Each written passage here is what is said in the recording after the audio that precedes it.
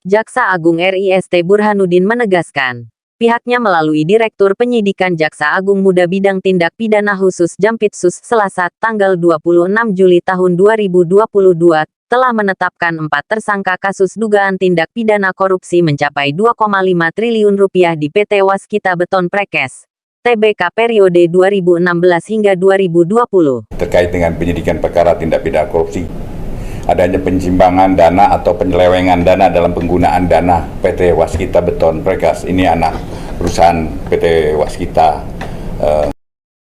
Ini terjadi pada tahun 2016-2020. Dapat kami sampaikan perkembangan penanganannya sebagai berikut. Kasus posisi bahwa PT Waskita Beton Prekes ini sudah TBK juga pada tahun 2016-2020 telah melakukan perbuatan melawan hukum atau menyalahgunakan wewenangnya dengan melakukan pengadaan fiktif. Ini fiktif, teman-teman. Pengadaan barang tidak dapat dimanfaatkan atau tidak bisa dimanfaatkan, beberapa pengadaan tidak dapat ditindaklanjuti. Artinya mangkrak. Untuk menutupi itu, PT Waskita Beton Prekes melakukan pengadaan fiktif dengan meminjam bendera beberapa perusahaan dengan yang pertama adalah membuat surat pemesanan material fiktif maksud saya. Yang kedua adalah meminjam bendera vendor atau supplier. Kemudian membuat tanda terima material fiktif juga dilakukan. Kemudian juga membuat surat jalan barang itu fiktif.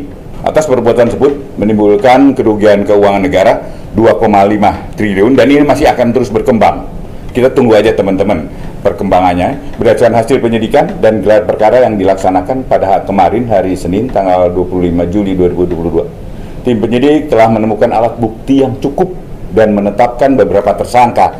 Setelah berita acara lengkap, keempat tersangka kemudian dititipkan ke rutan.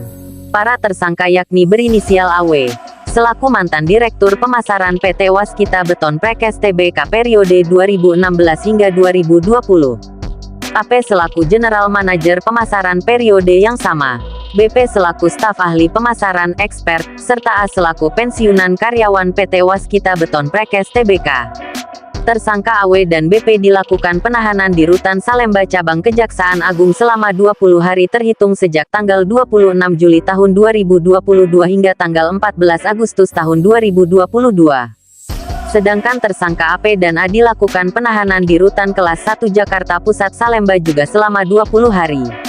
Atas perbuatan para tersangka, menimbulkan kerugian keuangan negara sebesar Rp2.583.278.721.001 Para tersangka dijerat dengan Pasal 2 Ayat 1, Pasal 3 Junto Pasal 18 Undang-Undang Nomor 31 Tahun 1999 Junto UU Nomor 20 Tahun 2001 tentang Pemberantasan Tindak Pidana Korupsi Junto Pasal 55 Ayat 1 Pertama Ku Pidana.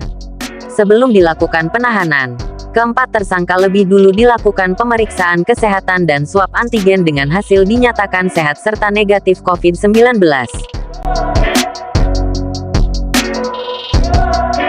Demikian Robert Siregar, Metro Online TV melaporkan.